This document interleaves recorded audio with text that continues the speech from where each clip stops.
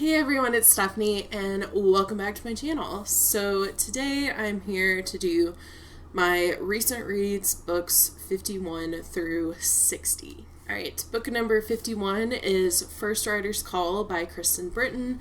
I read this as part of the Green Rider read-along hosted by Fina at Fina Reads. And this is book 2. And we're still following Kerrigan.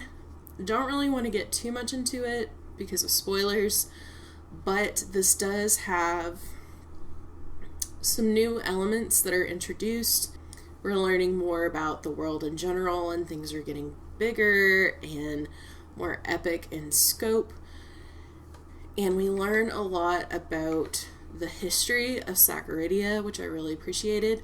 So all in all, I thought this one was really fun. I gave it 4 out of 5 stars. I thought it was some good world building, and I obviously continued on with the series. I read this back in March. That's how behind I am.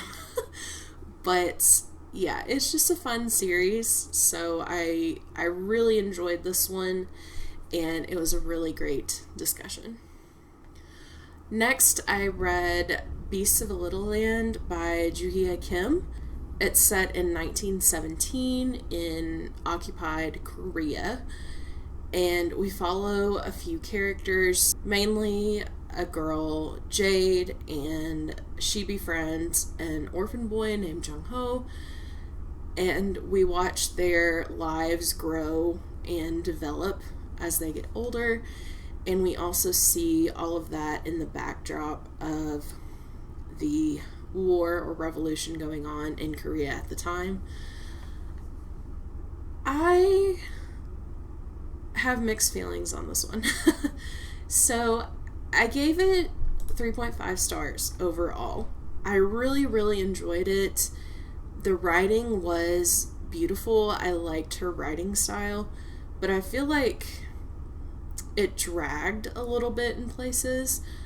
I enjoyed the plot. I thought it was really interesting, but I just didn't connect with the characters as much as I would have liked. So things that should have been really impactful were only kind of impactful because I'm a very character-driven reader.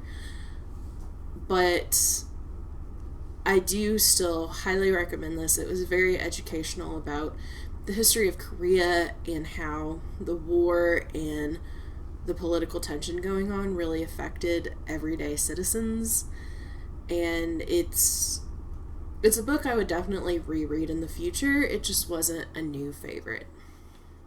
Number 53 is Death Takes Priority by Jean Flowers. This is book 1 in the Post Mistress mystery series, and this one was really fun. It's set or centered around a post office, which I have never read about in a cozy mystery before, and I highly enjoyed it.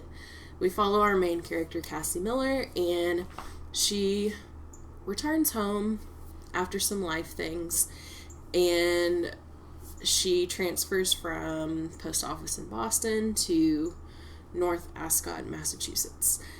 And one day she finds that someone's broken into the post office and only a stack of telephone books is stolen. And then 2 days later, an unidentified man is found dead in the woods. And things go from there. And I had a lot of fun with this one. The characters were fantastic. I really liked our protagonist. So I'm definitely looking forward to continuing on with this series. Next is Christmas Candy Corpse by Rosemary Ross. This is book 3 in the Courtney Archer mystery series. That was a lot of alliteration for a short amount of time. So in this one, we follow Courtney Archer. It's got a baking competition, and as usual, the main character finds a body, gets involved in the murder, investigation, yada yada yada. This one wasn't that great to me. I just wasn't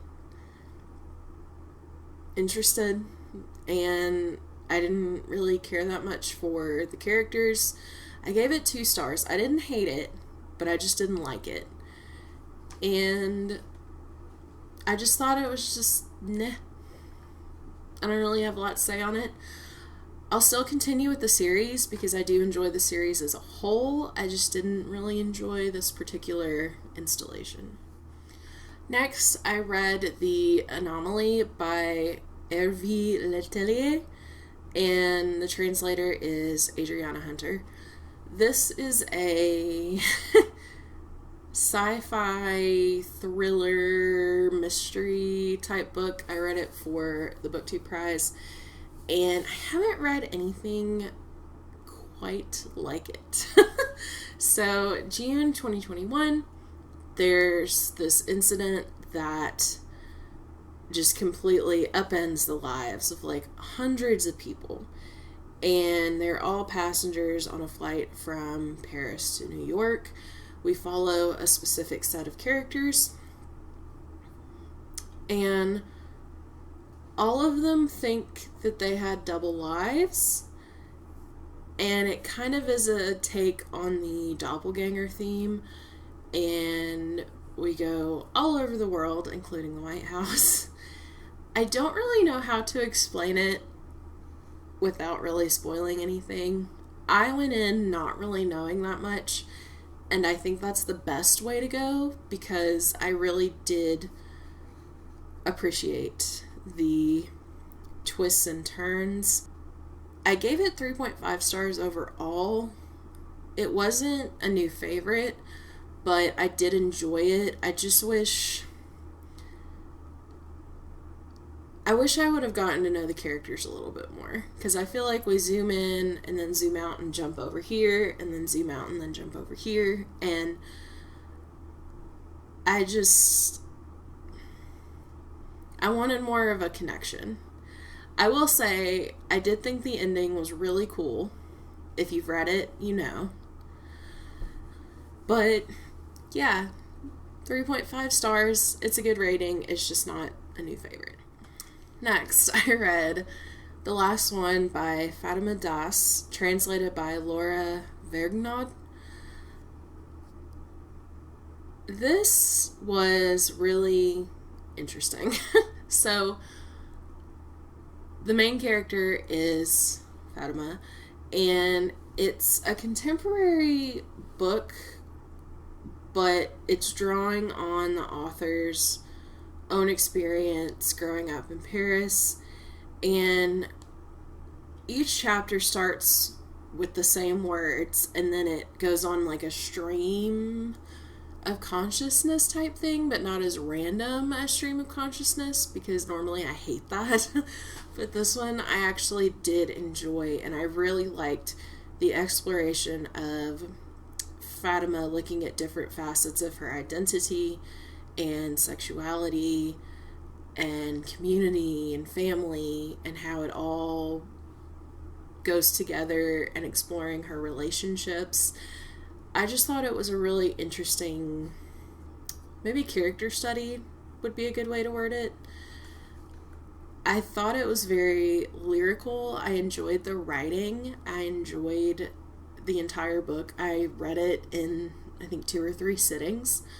So it's pretty short, but it definitely was educational for me. You know, as someone who's white, I'm not biracial, so I don't have that experience. It was really interesting reading about a person who has different identities and how sometimes they can conflict and sometimes they go together, and how she deals with that every day, which I cannot imagine how exhausting that would be. And I just really enjoyed how she looked at the role of Islam, her family's religion, in her life, and how it affects her relationships, sometimes negatively, sometimes positively. And I like that she didn't really tell you what to think. She just kind of presented you with, this is my life, and then just explored it.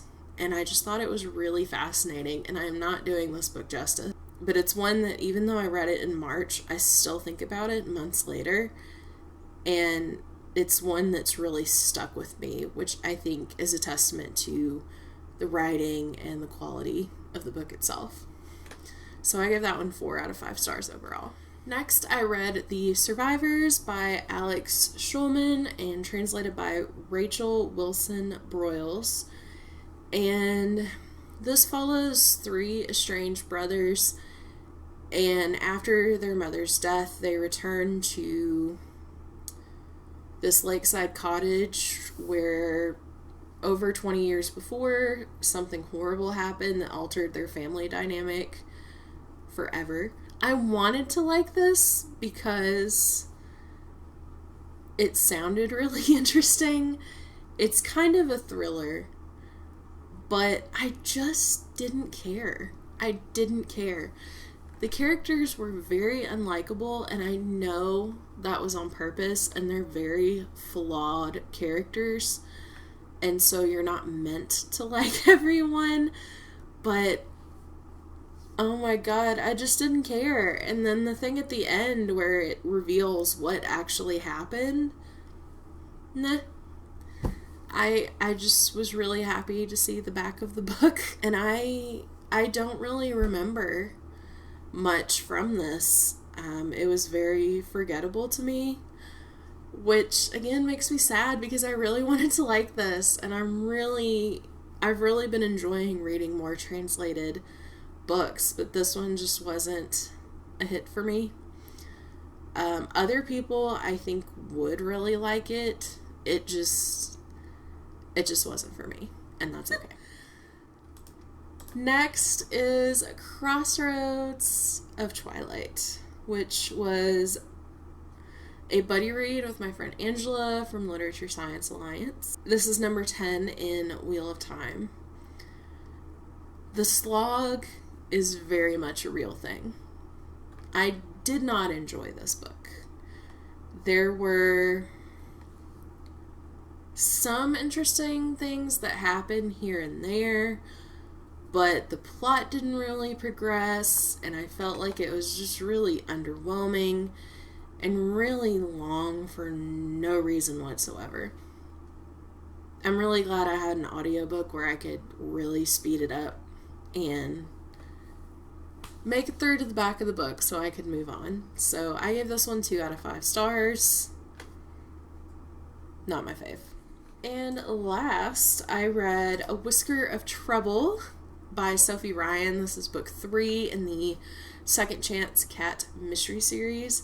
Number 1, this is set in Maine, so it automatically gets a star just for that. So this is set in Maine, which is one of my buzzwords when it comes to cozy mysteries. And we follow Sarah Grayson, and she has this cat, Elvis, who is adorable. And, once again, she finds a body, gets involved in the murder investigation, and it goes from there. But one thing I really like about this series is the setting and the characters are just as much a part of the mystery and the plot as the actual murder mystery itself.